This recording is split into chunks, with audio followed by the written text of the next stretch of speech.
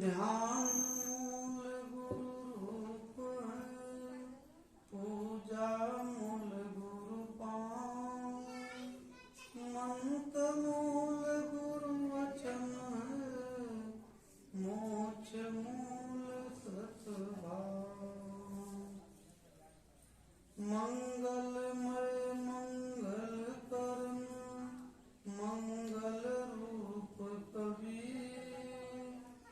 ध्यान धरत नासक सकल, कर्म जनित भोगी, कर्म जनित भोगी। बोलिए सद्गुरुदेव की जय। प्रातः स्मरणीय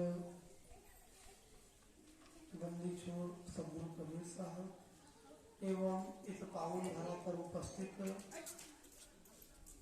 मृत मंगलमय संत समाज, धर्म स्नेही बंधुओं, श्रद्धा मूर्ति माताओं, आज का यह परम सौभाग्य का दिन है कि हम सबको यह शुभ घड़ी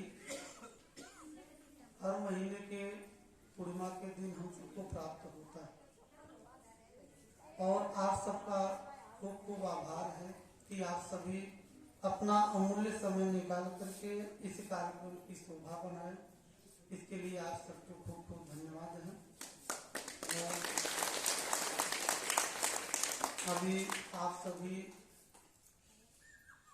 सद्गुरु कबीर साहब के विचारों को श्रवण कर रहे थे, भजन के माध्यम से, सत्संग के माध्यम से।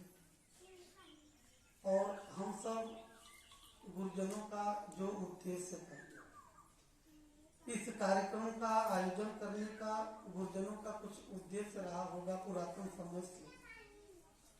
ये पूर्णिमा का जो ये कार्यक्रम आयोजन किया जाता है, महापुरुषों का कुछ न कुछ उद्देश्य रहा होगा, इसलिए इस कार्यक्रम का जो है निर्माण उन्होंने किया। ताकि उद्देश्य साहब जन का, महापुरुषों का क्या था? उद्देश्य हमको जहां तक लगता है कि मानव कल्याण, मानव के आत्म कल्याण के लिए ये सत्संग का आयोजन होता है। और हम लोग अपने जीवन के कल्याण के लिए ही सत्संग में उपस्थित होते हैं।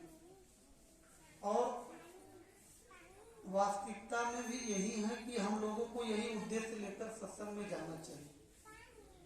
अब 2-3 लोगों का बड़ा प्रश्न, बहुत बड़ा प्रश्न, एक बहन जी का प्रश्न था, उसी प्रश्न पर आज हम चर्चा करेंगे।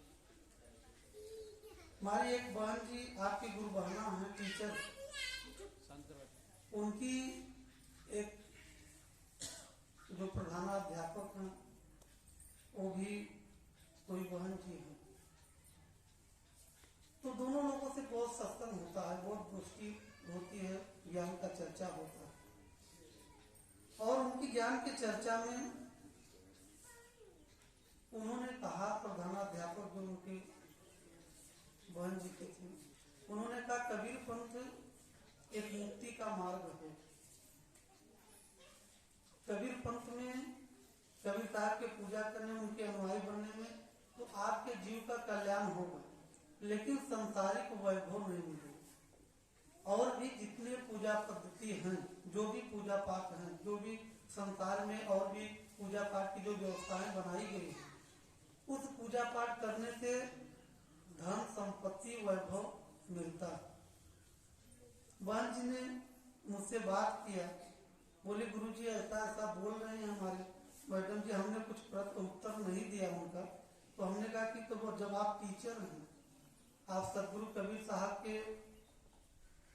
सच्चे सिपाही हैं, तो जब आप ज्ञान की चर्चा करती हैं तो फिर आप उनको उत्तर क्यों नहीं दें? अगर कबीर पंथ में आने से केवल जीव का कल्याण होता है, ये तो सत्य है कि आत्म कल्याण होता है।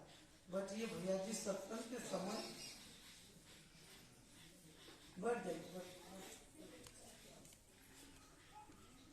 तो हमको लगता है कि जितने कबीर पंथी हैं,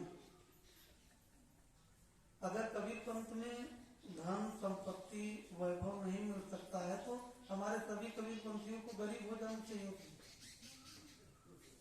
हमारे कबीरपंथी में भी अरबपति हैं, खरबपति हैं, वो विदेशों तक रहते हैं। तो ऐसी जो मान्यताएं लोग बना करके बैठे हैं कि और भी कोई पूजा पाठ करने से हमारे धन संपत्ति बढ़ेगी, ये लोगों की भूल है। और लोगों की जो भी हमारे धर्म के गुरुआ लोग हैं, किसी भी धर्म के, वो केवल मूर्त बनाने का काम करते हैं कि आप ये कर लो तो ये आपको हो जाएगा, ये कर लो ये हो जाएगा। लेकिन जो एक आप लोग हमेशा चौपाई सुनते होंगे कि हानि लाभ जीवन मरण, जस अपजस विधिहास, जो विधि का विधान, एक विधि का संविधान है, उसी संविधान के अंतर्गत हम सबका जीवन चलता है। और जो हमारे संस्कारों में जो जीवन, हमने संस्कारों का जो बीज बोया और जैसा बीज हम लोग बोए हैं वही पौधा उगे। अगर बुराइयों का अगर बीज बोए हैं तो बुराइयों का ही पौधा उगे, अगर अच्छाइयों का बीज बोए हैं तो अच्छाइयों का ही पौधा उगे।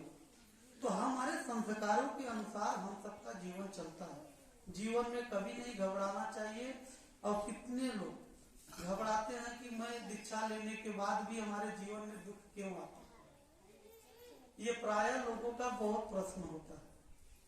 और हम तो समझते हैं कि जितने साधक जन हैं, आप पुराने भक्त जन हैं, कितने लोग पुराने भक्त भी विचलित हो जाते हैं कि आखिर हम हीरा माला लिए, दीक्षा लिए तो हमारे जीवन में धन क्यों नहीं आ रहा, हमारे मकान क्यों नहीं बन रहे, हमारे दुकान क्यों नहीं हो रहे, हमारे घर में गाड़ियां क्यों नहीं आ रही हैं। ये सब लोगों मान्यता लेकर के लोग जो है कि कबीर पंथ में अगर आते हैं तो उनकी भूल है। अपने कर्मों से ज्यादा कुछ मिलने वाला है नहीं, लेकिन एक कारण है उस